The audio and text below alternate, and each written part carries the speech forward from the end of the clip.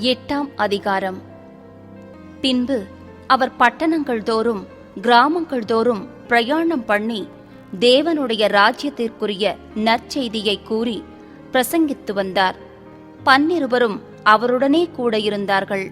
அவர் பொல்லாத ஆவிகளையும் வியாதிகளையும் நீக்கி குணமாக்கின சில ஸ்திரீகளும் 7 பிசாசுகள் நீங்கின மகதலேனாள் என்னப்பட்ட மரியாளும் ஏரோதின் காரியக்காரனான கூசாவின் மனைவியாகிய யோவன்னாளும் சூசன்னாளும் தங்கள் ஆஸ்திகளால் அவருக்கு ஊழியம் செய்து கொண்டு வந்த மற்ற அநேகம் ஸ்திரீகளும் அவருடனே இருந்தார்கள்.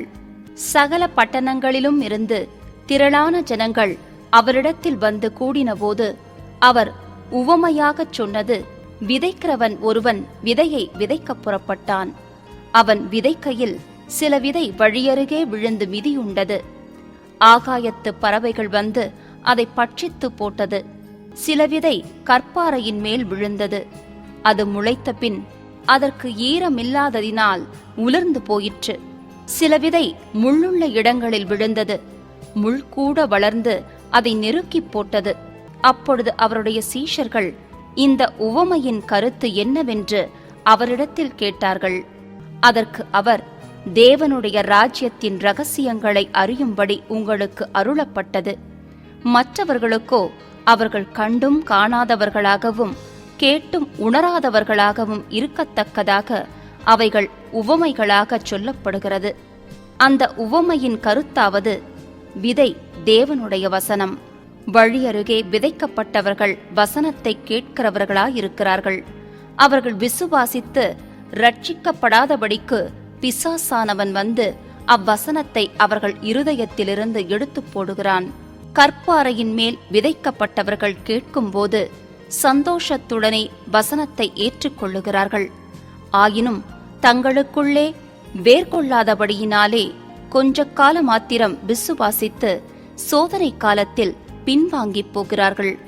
முள்ளுள்ள இடங்களில் விதைக்கப்பட்டவர்கள் வசனத்தை கேட்கிறவர்களாயிருக்கிறார்கள். கேட்டவுடனே போய் பிரபஞ்சத்திற்குரிய கவலைகளினாலும் ஐஸ்வர்யத்தினாலும் சிற்றின்பங்களினாலும் நெருக்கப்பட்டு பலன் கொடாதிருக்கிறார்கள். நல்ல நிலத்தில் விதைக்கப்பட்டவர்கள் வசனத்தை கேட்டு அதை உண்மையும் நன்மையுமான இருதயத்திலே காத்து பொறுமையுடனே பலன் கொடுக்கிறவர்களாயிருக்கிறார்கள். ஒருவனும் விளக்கை கொளுத்தி அதை ஒரு பாத்திரத்தினாலே மூடவும் மாட்டான். கட்டிலின் கீழே வைக்கவும் மாட்டான். உள்ளே பிரவேசிக்கிறவர்கள் அதன் வெளிச்சத்தை காணும்படிக்கு அதை விளக்கு தண்டின் மேல் வைப்பான். வெளியரங்கமாகாத இரகசியமும் இல்லை, அறியப்பட்டு வெளிக்கு வராத மறை பொருளும் இல்லை. ஆதலால் நீங்கள் கேட்கிற விதத்தை குறித்து கவனியுங்கள். உள்ளவன் எவனோ அவனுக்கு கொடுக்கப்படும், இல்லாதவன் எவனோ அவன் தனக்குண்டென்று நினைக்கிறதும் அவனிடத்திலிருந்து எடுத்துக் கொள்ளப்படும் என்றார். அப்பொழுது அவருடைய தாயாரும் சகோதரரும் அவரிடத்தில் வந்தார்கள். ஜன கூட்டத்தினாலே அவர் அண்டையில் அவர்கள் சேரக்கூடாதிருந்தது. அப்பொழுது உம்முடைய தாயாரும் உம்முடைய சகோதரரும் உம்மை பார்க்க வேண்டுமென்று வெளியே நிற்கிறார்கள் என்று அவருக்கு அறிவித்தார்கள். அதற்கு அவர், தேவனுடைய வசனத்தை கேட்டு அதன்படி செய்கிறவர்களே எனக்கு தாயும் எனக்கு சகோதரருமாயிருக்கிறார்கள் என்றார். பின்பு ஒரு நாள் அவர் தமது சீஷரோடும் கூட படவில் ஏறி, கடலின் அக்கரைக்கு போவோம் வாருங்கள் என்றார். அப்படியே புறப்பட்டு போனார்கள். படவு ஓடுகையில் அவர் நித்திரையாயிருந்தார். அப்பொழுது கடலிலே சுழல் காற்றுண்டானதால் அவர்கள் மோசமுடையத்தக்கதாய் படவு ஜலத்தினால் நிறைந்தது. அவர்கள் அவரிடத்தில் வந்து, ஐயரே ஐயரே, மடிந்து போகிறோம் என்று அவரை எழுப்பினார்கள். அவர் எழுந்து காற்றையும் ஜலத்தின் கொந்தளிப்பையும் அதட்டினார். உடனே அவைகள் நின்று போய் அமைதலுண்டாயிற்று. அவர் அவர்களை நோக்கி, உங்கள் விசுவாசம் எங்கே என்றார். அவர்கள் பயந்து ஆச்சரியப்பட்டு, இவர் யாரோ, காற்றுக்கும் ஜலத்துக்கும் கட்டளையிடுகிறார், அவைகளும் இவருக்கு கீழ்ப்படுகிறதே என்று ஒருவரோடொருவர் சொல்லிக் கொண்டார்கள். பின்பு கலிலேயாவுக்கு எதிரான கதரேனருடைய நாட்டில் சேர்ந்தார்கள். அவர் கரையில் இறங்கினபோது நெடுநாளாய் பிசாசுகள் பிடித்தவனும் வஸ்திரம் தரியாதவனும் வீட்டில் தங்காமல் பிரேத கல்லறைகளிலே தங்கினவனுமாயிருந்த அந்த பட்டணத்து மனுஷன் ஒருவன் அவருக்கு எதிராக வந்தான். அவன் இயேசுவை கண்டபோது கூக்குரலிட்டு அவருக்கு முன்பாக விழுந்து, இயேசுவே, உன்னதமான தேவனுடைய குமாரனே, எனக்கும் உமக்கும் என்ன? என்னை வேதனைப்படுத்தாதபடிக்கு உம்மை வேண்டிக் கொள்ளுகிறேன் என்று மகா சத்தத்தோடே சொன்னான். அந்த அசுத்த ஆவி அவனை விட்டு போகும்படி இயேசு கட்டளையிட்டபடியினாலே அப்படிச் சொன்னான். அந்த அசுத்த ஆவி வெகு காலமாய் அவனை பிடித்திருந்தது. அவன் சங்கிலிகளினாலும் விலங்குகளினாலும் கட்டுண்டு காவல் பண்ணப்பட்டிருந்தும் கட்டுகளை முறித்து போட்டு பிசாசினால் வனாந்தரங்களுக்கு துரத்தப்பட்டிருந்தான். இயேசு அவனை நோக்கி, உன் பேர் என்னவென்று கேட்டார். அதற்கு அவன் லேகியோன் என்றான். அநேகம் பிசாசுகள் அவனுக்குள் புகுந்திருந்தபடியால் அந்த பேரைச் சொன்னான். அவ்விடத்தில் அநேகம் பன்றிகள் கூட்டமாய் மலையிலே மேய்ந்து கொண்டிருந்தது. அந்த பன்றிகளுக்குள் போகும்படி தங்களுக்கு உத்தரவு கொடுக்க வேண்டுமென்று அவரை வேண்டிக் கொண்டன. அவைகளுக்கு உத்தரவு கொடுத்தார். அப்படியே பிசாசுகள் அந்த மனுஷனை விட்டு நீங்கி பன்றிகளுக்குள் புகுந்தன. அப்பொழுது அந்த பன்றி கூட்டம் உயர்ந்த மேட்டிலிருந்து கடலிலே பாய்ந்து அமிழ்ந்து மாண்டது. அவைகளை மேய்த்தவர்கள் சம்பவித்ததைக் கண்டு ஓடிப்போய் பட்டணத்திலும் சுற்றுப்புறங்களிலும் அறிவித்தார்கள். அப்பொழுது சம்பவித்ததை பார்க்கும்படி ஜனங்கள் புறப்பட்டு இயேசுவின் இடத்தில் வந்து, பிசாசுகள் விட்டு போன மனுஷன் வஸ்திரந்தரித்து இயேசுவின் பாதத்தருகே உட்கார்ந்து புத்தி தெளிந்திருக்கிறதைக் கண்டு பயந்தார்கள். பிசாசுகள் பிடித்திருந்தவன் சொஸ்தமாக்கப்பட்டதைக் கண்டவர்களும் அதை அவர்களுக்கு அறிவித்தார்கள். அப்பொழுது கதரேனருடைய சுற்றுப்புறத்திலுள்ள திரளான ஜனங்கள் எல்லாரும் மிகவும் பயமடைந்தபடியினாலே தங்களை விட்டு போகும்படி அவரை வேண்டிக் கொண்டார்கள். அந்தப்படி அவர் படவில் ஏறி திரும்பி போனார். பிசாசுகள் நீங்கின மனுஷன் அவரோடே கூட இருக்கும்படி உத்தரவு கேட்டான். இயேசு அவனை நோக்கி, நீ உன் வீட்டுக்கு திரும்பி போய் தேவன் உனக்குச் செய்தவைகளையெல்லாம் அறிவி என்று சொல்லி அவனை அனுப்பிவிட்டார். அந்தப்படி அவன் போய் இயேசு தனக்கு செய்தவைகளையெல்லாம் பட்டணத்தில் எங்கும் பிரசித்தப்படுத்தினான். இயேசு திரும்பி வந்தபோது ஜனங்கள் எல்லாரும் அவருக்காக காத்திருந்தபடியால் அவரை சந்தோஷமாய் ஏற்றுக்கொண்டார்கள். அப்பொழுது ஜெப ஆலய தலைவனாகிய யவீரு என்னும் பேருள்ள ஒருவன் வந்து இயேசுவின் பாதத்தில் விழுந்து 12 வயதுள்ள தன்னுடைய ஒரே குமாரத்தி மரண அவஸ்தையாயிருந்தபடியால் தன் வீட்டிற்கு வரும்படி அவரை வேண்டிக் கொண்டான்.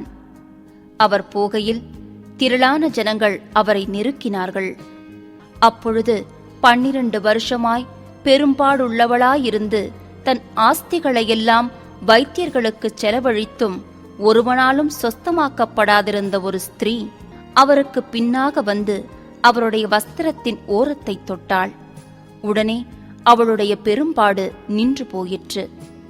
அப்பொழுது இயேசு, என்னை தொட்டது யார் என்று கேட்டார். எங்களுக்கு தெரியாதென்று எல்லாரும் சொன்னபோது பேதுருவும் அவனுடனே கூட இருந்தவர்களும், ஐயரே, திரளான ஜனங்கள் உம்மைச் சூழ்ந்து நெருக்கிக் கொண்டிருக்கிறார்களே, என்னை தொட்டது யார் என்று எப்படி கேட்கிறீர் என்றார்கள். அதற்கு இயேசு, என்னிலிருந்து வல்லமை புறப்பட்டதை அறிந்திருக்கிறேன், ஆதலால் ஒருவர் என்னை தொட்டதுண்டு என்றார். அப்பொழுது அந்த ஸ்திரீ தான் மறைந்திருக்கவில்லை என்று கண்டு நடுங்கி வந்து அவர் முன்பாக விழுந்து தான் அவரை தொட்ட காரணத்தையும் உடனே தான் சொஸ்தமானதையும் எல்லா ஜனங்களுக்கும் முன்பாக அவருக்கு அறிவித்தாள். அவர் அவளை பார்த்து, மகளே, திடன்கொள், உன் விசுவாசம் உன்னை ரட்சித்தது, சமாதானத்தோடே போ என்றார். அவர் இப்படி பேசிக் கொண்டிருக்கையில் ஜெப ஆலய தலைவனுடைய வீட்டிலிருந்து ஒருவன் வந்து அவனை நோக்கி, உம்முடைய குமாரத்தி மரித்து போனாள், போதகரை வருத்தப்படுத்த வேண்டாம் என்றான். இயேசு அதை கேட்டு, பயப்படாதே, விசுவாசமுள்ளவனாயிரு, அப்பொழுது அவள் ரட்சிக்கப்படுவாள் என்றார். அவர் வீட்டில் வந்தபோது பேதுருவையும் யாக்கோபையும் யோவானையும் பெண்ணின் தகப்பனையும் தாயையும் தவிர வேறொருவரையும் உள்ளே வரவொட்டாமல் எல்லாரும் அழுது அவளை குறித்து துக்கம் கொண்டாடுகிறதைக் கண்டு, அழாதேயுங்கள், அவள் மரித்துப் போகவில்லை, நித்திரையாயிருக்கிறாள் என்றார். அவள் மரித்து போனாளென்று அவர்கள் அறிந்ததினால் அவரை பார்த்து நகைத்தார்கள். எல்லாரையும் அவர் வெளியே போக பண்ணி அவளுடைய கையை பிடித்து, பிள்ளையே, எழுந்திரு என்றார். அவள் தாய் தகப்பன்மார் ஆச்சரியப்பட்டார்கள். அப்பொழுது நடந்ததை ஒருவருக்கும் சொல்லாமலிருக்கும்படி அவர்களுக்கு கட்டளையிட்டார்.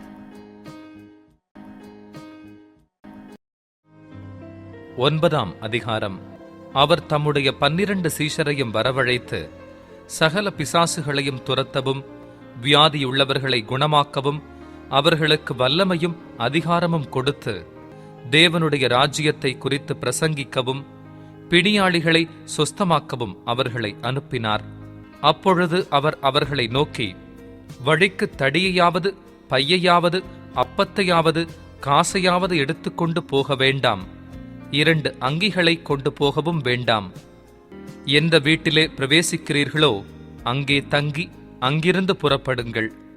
உங்களை ஏற்றுக்கொள்ளாதவர்கள் எவர்களோ அவர்களுடைய ஊரை விட்டு நீங்கள் புறப்படும் போது அவர்களுக்கு சாட்சியாக உங்கள் கால்களில் படிந்த தூசியை உதறி போடுங்கள் என்றார்.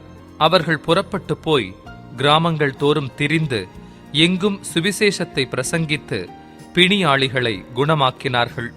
அப்பொழுது காற்பங்கு தேசாதிபதியாகிய ஏரோது அவரால் செய்யப்பட்ட யாவையும் கேள்விப்பட்டதுமன்றி, சிலர் யோவான் மரித்தோரிலிருந்து எழுந்தான் என்றும், சிலர் எலியா தோன்றினான் என்றும், வேறு சிலர் பூர்வ காலத்து தீர்க்க தரிசிகளில் ஒருவன் உயிர்த்தெழுந்தான் என்றும் சொல்லிக் கொண்டபடியால் கலக்கமடைந்து, யோவானை நான் சிரச்சேதம் பண்ணினேன், இவன் இப்படிப்பட்டவைகளை செய்கிறான் என்று கேள்விப்படுகிறேனே, இவன் யார் என்று ஏரோது சொல்லி அவரை பார்க்க விரும்பினான். அப்போஸ்தலர் திரும்பி வந்து தாங்கள் செய்த யாவையும் அவருக்கு விவரித்துச் சொன்னார்கள். அப்பொழுது அவர் அவர்களை கூட்டிக் கொண்டு தனித்திருக்கும்படி பெத்சாயிதா எனும் பட்டணத்தைச் சேர்ந்த வனாந்தரமான ஒரு இடத்துக்குப் போனார். ஜனங்கள் அதை அறிந்து அவர் பின்னே போனார்கள். அவர்களை அவர் ஏற்றுக்கொண்டு தேவனுடைய ராஜ்யத்தை குறித்து அவர்களுடனே பேசி சொஸ்தமடைய வேண்டும் என்றிருந்தவர்களை சொஸ்தப்படுத்தினார். சாயங்காலமாகிற போது 12 சேர்ந்து வந்து அவரை நோக்கி, நாம் இருக்கிற இடம் வனாந்தரமாய் இருக்கிறது. சுற்றி இருக்கிற ஊர்களிலும் கிராமங்களிலும் ஜனங்கள் போய் தங்கி போஜன பதார்த்தங்களை சம்பாதித்துக் கொள்ளும்படி அவர்களை அனுப்பிவிட வேண்டும் என்றார்கள். அவர் அவர்களை நோக்கி, நீங்களே அவர்களுக்கு போஜனம் கொடுங்கள் என்றார். அதற்கு அவர்கள், எங்களிடத்தில் 5 அப்பங்களும் 2 மீன்களும் மாத்திரம் உண்டு. இந்த ஜனங்கள் எல்லாருக்கும் போஜனம் கொடுக்க வேண்டியதானால் நாங்கள் போய் வாங்கிக் கொண்டு வர வேண்டுமே என்றார்கள். ஏறக்குறைய 5000 புருஷர் இருந்தார்கள். அவர்களை பந்திக்கு 50 பேராக உட்காரும்படி சொல்லுங்கள் என்று தம்முடைய சீஷர்களுக்குச் சொன்னார். அவர்கள் அந்தப்படியே எல்லாரையும் உட்காரும்படி செய்தார்கள். அப்பொழுது அவர் அந்த 5 அப்பங்களையும் அந்த 2 மீன்களையும் எடுத்து வானத்தை அண்ணாந்து பார்த்து அவைகளை ஆசீர்வதித்து பிட்டு ஜனங்கள் முன் வைக்கும்படி சீஷர்களிடத்தில் கொடுத்தார். எல்லாரும் சாப்பிட்டு திருப்தி அடைந்தார்கள். மீதியான துணிக்கைகள் 12 கூடை நிறைய எடுக்கப்பட்டது. பின்பு அவர் தமது சீஷரோடே கூட தனித்து ஜெபம் பண்ணிக் கொண்டிருக்கையில் அவர்களை நோக்கி, ஜனங்கள் என்னை யார் என்று சொல்லுகிறார்கள் என்று கேட்டார். அதற்கு அவர்கள், சிலர் உம்மை யோவான் ஸ்நானன் என்றும், சிலர் எலியா என்றும், வேறு சிலர் பூர்வ காலத்து தீர்க்க தரிசிகளில் ஒருவர் உயிர்த்தெழுந்தார் என்றும் சொல்லுகிறார்கள் என்றார்கள். அப்பொழுது அவர், நீங்கள் என்னை யார் என்று சொல்லுகிறீர்கள் என்று கேட்டார். பேதுரு பிரதியுத்தரமாக, நீர் தேவனுடைய கிறிஸ்து என்றான். அப்பொழுது அவர்கள் அதை ஒருவருக்கும் சொல்லாதபடிக்கு உறுதியாய் கட்டளையிட்டார். மேலும் மனுஷகுமாரன் பல பாடுகள் படவும் மூப்பராலும் பிரதான ஆசாரியராலும் வேதபாரகராலும் ஆகாதவனென்று தள்ளப்படவும் கொல்லப்படவும் 3ஆம் நாளில் உயிர்த்தெழுந்திருக்கவும் வேண்டும் என்று சொன்னார். பின்பு அவர் எல்லாரையும் நோக்கி, ஒருவன் என் பின்னே வர விரும்பினால் அவன் தன்னைத்தான் வெறுத்து தன் சிலுவையை அனுதினமும் எடுத்துக்கொண்டு என்னை பின்பற்ற கடவன். தன் ஜீவனை இரட்சிக்க விரும்புகிறவன் அதை இழந்து போவான். என் நிமித்தமாக தன் ஜீவனை இழந்து போகிறவன் அதை இரட்சித்துக் கொள்ளுவான். மனுஷன் உலகம் முழுவதையும் ஆதாயப்படுத்திக் கொண்டாலும் தன்னைத்தான் கெடுத்து நஷ்டப்படுத்தினால் அவனுக்கு லாபம் என்ன? என்னை குறித்தும் என் வார்த்தைகளை குறித்தும் எவன் வெட்கப்படுகிறானோ அவனை குறித்த மனுஷகுமாரனும் தம்முடைய மகிமையோடும் பிதாவின் மகிமையோடும் பரிசுத்த தூதர்களின் மகிமையோடும் வரும்போது வெட்கப்படுவார். இங்கே நிற்கிறவர்களில் சிலர் தேவனுடைய ராஜ்யத்தை காணும் முன் மரணத்தை ருசி பார்ப்பதில்லை என்று மெய்யாகவே உங்களுக்கு சொல்லுகிறேன் என்றார். இந்த வார்த்தைகளை அவர் சொல்லி ஏறக்குறைய 8 நாளான பின்பு அவர் பேதுருவையும் யோவானையும் யாக்கோபையும் கூட்டிக் கொண்டு ஜெபம் பண்ணுகிறதற்கு ஒரு மலையின் மேல் ஏறினார். அவர் ஜெபம் பண்ணுகையில் அவருடைய முகரூபம் மாறிற்று. அவருடைய வஸ்திரம் வெண்மையாகி பிரகாசித்தது. அன்றியும் மோசே எலியா எனும் 2 பேரும் மகிமையோடே காணப்பட்டு அவருடனே சம்பாஷணை பண்ணி அவர் எருசலேமிலே நிறைவேற்றப் போகிற அவருடைய மரணத்தை குறித்து பேசிக் கொண்டிருந்தார்கள். பேதுருவும் அவனோடு இருந்தவர்களும் நித்திரை மயக்கமாய் இருந்தார்கள். ஆகிலும் அவர்கள் விழித்து அவருடைய மகிமையையும் அவரோடே நின்ற அவ்விரண்டு பேரையும் கண்டார்கள். அவ்விருவரும் அவரை விட்டு பிரிந்து போகையில் பேதுரு இயேசுவை நோக்கி, ஐயரே, நாம் இங்கே இருக்கிறது நல்லது. உமக்கு ஒரு கூடாரமும் மோசேக்கு ஒரு கூடாரமும் எலியாவுக்கு ஒரு கூடாரமுமாக 3 கூடாரங்களை போடுவோம் என்று தான் சொல்லுகிறது இன்னதென்று அறியாமல் சொன்னான். இப்படி அவன் பேசுகையில் ஒரு மேகம் வந்து அவர்கள் மேல் நிழலிட்டது. அவர்கள் அந்த மேகத்துக்குள் பிரவேசிக்கையில் சீஷர்கள் பயந்தார்கள். அப்பொழுது, இவர் என்னுடைய நேசகுமாரன், இவருக்கு செவி கொடுங்கள் என்று மேகத்திலிருந்து ஒரு சத்தம் உண்டாயிற்று. அந்த சத்தம் உண்டாகையில் இயேசு ஒருவரே காணப்பட்டார். தாங்கள் கண்டவைகளில் ஒன்றையும் அவர்கள் அந்நாட்களில் ஒருவருக்கும் சொல்லாமல் அடக்கி வைத்திருந்தார்கள். மறுநாளில் அவர்கள் மலையிலிருந்து இறங்கின போது திரளான ஜனங்கள் அவருக்கு எதிர்கொண்டு வந்தார்கள். அவர்களில் ஒருவன் சத்தமிட்டு, போதகரே, என் மகனை கடாட்சி தருள வேண்டுமென்று உம்மை வேண்டிக் கொள்ளுகிறேன். அவன் எனக்கு ஒரே பிள்ளையாய் இருக்கிறான். ஒரு ஆவி அவனை பிடிக்கிறது. அப்பொழுது அலறுகிறான். அது அவனை நுரைத்தள்ள அலைக்கழித்து அவனை கசக்கின பின்பும் அவனை விட்டு நீங்குவது அரிதாயிருக்கிறது. அதை துரத்தி விடும்படி உம்முடைய சீஷரை வேண்டிக் கொண்டேன். அவர்களால் கூடாமற் போயிற்று என்றான். இயேசு பிரதியுத்தரமாக, விசுவாசமில்லாத மாறுபாடான சந்ததியே, எதுவரைக்கும் நான் உங்களோடிருந்து உங்களிடத்தில் பொறுமையாயிருப்பேன்? உன் மகனை இங்கே கொண்டு வா என்றார். அவன் சமீபித்து வருகையில் பிசாசு அவனை கீழே தள்ளி அலைக்கழித்தது. இயேசு அந்த அசுத்த ஆவியை அதட்டி இளைஞனை குணமாக்கி அவன் தகப்பனிடத்தில் அவனை ஒப்புக்கொடுத்தார். அப்பொழுது எல்லாரும் தேவனுடைய மகத்துவத்தை குறித்து பிரமித்தார்கள். இயேசு செய்த யாவையும் குறித்து அனைவரும் ஆச்சரியப்படுகையில் அவர் தம்முடைய சீஷர்களை நோக்கி, நீங்கள் இந்த வார்த்தைகளை கவனமாய் கேளுங்கள். மனுஷகுமாரன் மனுஷர் கைகளில் ஒப்புக்கொடுக்கப்படப் போகிறார் என்றார். அவர்கள் அந்த வார்த்தையின் கருத்தை அறிந்து கொள்ளவில்லை. அது அவர்களுக்கு தோன்றாமல் மறைபொருளாய் இருந்தது. அந்த வார்த்தையை குறித்து அவரிடத்தில் விசாரிக்கவும் பயந்தார்கள். பின்பு தங்களில் எவன் பெரியவனாய் இருப்பான் என்கிற வாக்குவாதம் அவர்களுக்குள் உண்டாயிற்று. இயேசு அவர்கள் இருதயத்தின் யோசனையை அறிந்து ஒரு சிறு பிள்ளையை எடுத்து அதை தமதருகே நிறுத்தி அவர்களை நோக்கி, இந்த சிறு பிள்ளையை என் நாமத்தின் நிமித்தம் ஏற்றுக்கொள்ளுகிறவன் என்னை ஏற்றுக்கொள்ளுகிறான். என்னை ஏற்றுக்கொள்ளுகிறவன் என்னை அனுப்பினவரை ஏற்றுக்கொள்ளுகிறான். உங்கள் எல்லாருக்குள்ளும் எவன் சிறியவனாய் இருக்கிறானோ அவனே பெரியவனாய் இருப்பான் என்றார்.